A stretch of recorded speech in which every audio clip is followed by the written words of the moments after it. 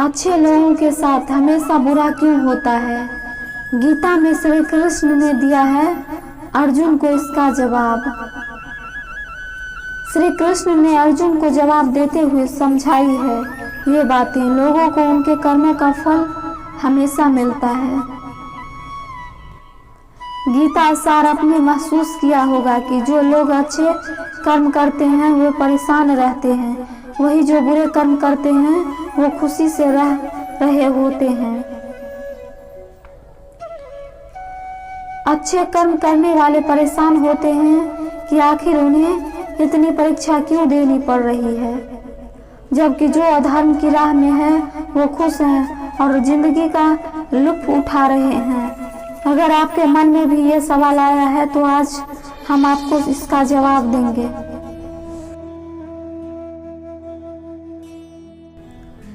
ये जवाब वो है जो भगवत गीता में लिखा है और श्री कृष्ण ने अर्जुन को दिया था। भगवत गीता में वर्णित कथा के अनुसार जब भी अर्जुन के मन में कोई दुविधा होती थी तो वो श्री कृष्ण के पास पहुंच जाते थे। एक बार की बात है, अर्जुन ने भगवान श्री कृष्ण के समीप आकर कहा कि वो दुविधा में है और इसका जवाब वो श्री कृष्ण से चाहते थे।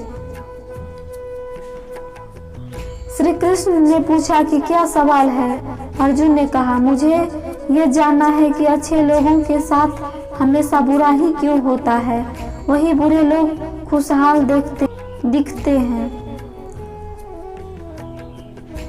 अर्जुन के मुंह से ऐसी बातें सुनकर श्री कृष्ण मुस्कुराए और कहा, मनुष्य जैसा सोचता है और महसूस करता है वैसा कुछ नहीं होता है।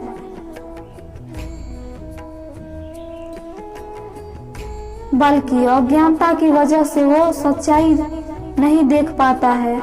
अर्जुन उनकी ये बातें समझ नहीं पाए। इसके बाद श्री कृष्ण ने क्या कहा वो जानते हैं। श्री कृष्ण ने अर्जुन से कहा, पार्थ, मैं तुम्हें एक कथा सुनाता हूँ। उसे सुनकर तुम समझ जाओगे कि हर प्राणी को उसके कर्म के हिसाब से ही फल मिलता है। प्रकृति हर किसी को अपनी राह चुनने का मौका देती है। अब वो मनुष्य की इच्छा पर निर्भर करता है कि उसे धर्म की राह चुननी है या अधर्म की। कथा शुरू करते हुए श्री कृष्ण ने कहा, एक नगर में दो पुरुष रहा करते थे। एक पुरुष व्यापारी था जिसके जीवन में धर्म की बहुत महत्ता थी। वो पूजा पाठ में यकीन रखता था।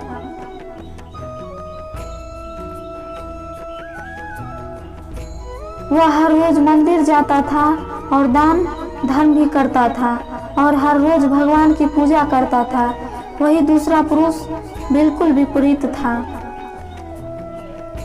वो हर रोज मंदिर तो जाता था लेकिन पूजा करने नहीं, बल्कि मंदिर के बाहर से जूते चप्पल चुराने। उसे दान और धर्म से कोई लेना देना नहीं था।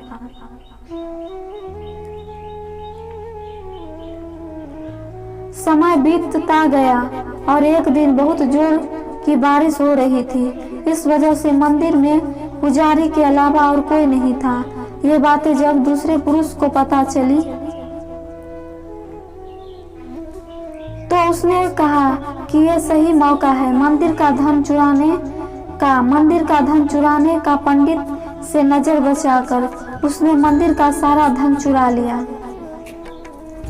उसी समय धर्म कर्म में विश्वास रखने वाला व्यक्ति भी मंदिर पहुंचा। दुर्भाग्य से मंदिर के पुजारी ने उसे ही चोर समझ लिया और चिल्लाने लगे। वहां लोग एकत्र हो गए और उसे बहुत मारा। किसी तरह वो बचते बचते वहां से निकला तो दुर्भाग्य से उसका साथ वहां भी नहीं छोड़ा। मंदिर के बाहर वो एक गाड़ी से टकरा गया और घायल हो गया। फिर वो व्यापारी लंगड़ाते हुए घर जाने लगा तो रास्ते में उसकी मुलाकात उस पुरुष से हुई जिसने मंदिर से धन चुराया था।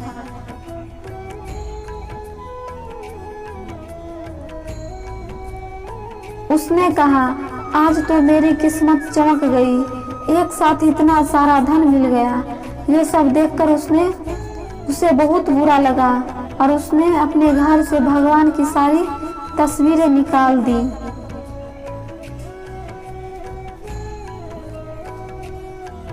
कुछ सालों बाद दोनों पुरुष की मृत्यु हो गई। मरने के बाद जब दोनों यमराज की सभा में पहुंचे और भले पुरुष ने दूसरे व्यक्ति को देखा तो उसे बहुत गुस्सा आया।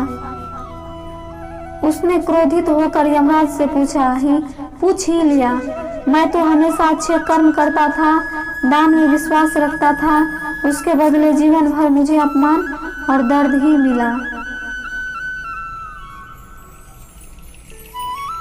और इस व्यक्ति को नोटों से भरी पोटली, आखिर ऐसा भेदभाव क्यों? इस पर यमराज ने कहा, पुत्र तुम गलत समझ रहे हो। जिस दिन तुम्हारी गाड़ी से टक्कर हुई थी वो दिन तुम्हारे जीवन का आखिरी दिन था, परंतु तुम्हारे अच्छे कर्मों की वजह से तुम्हारी मौत सिर्फ एक छोटी सी चोट में बदल गई। तुम इस दुष्ट व्यक्ति के बारे में जानना चाहते हो? दरअसल इसके भाग में राजयोग था, मगर इसके कुकर्म और अधर्म की वजह से वो सिर्फ एक छोटी सी धन की पोटली में बदल गया।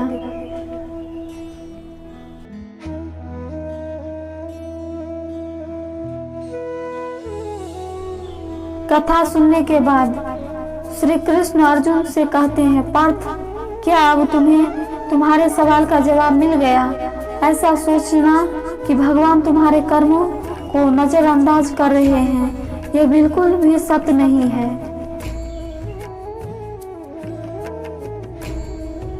भगवान हमें अब क्या किस रूप में दे रहा है मनुष्य को समझ नहीं आता, मगर आप अच्छे कर्म करते रहे तो भगवान की कृपा हमेशा बनी रहती है।